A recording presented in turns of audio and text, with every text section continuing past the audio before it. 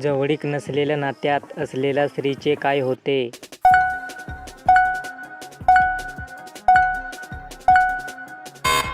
उत्तर: एखाद्या महिलेसाठी लैंगिक संबंध नसलेले लग्न तिला प्रेम, आदर, संबंध, जवळीक आणि कधीकधी निष्ठा देखील कमी वाटू शकते.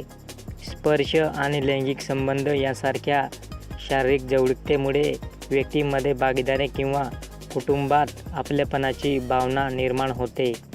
तुमची जवळीक गेली आहे हे कसे कळेल?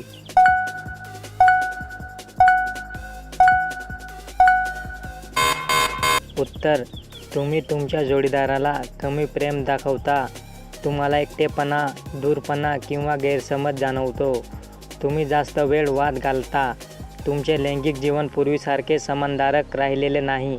लग्नात जवळीक महत्त्वाची आहे का?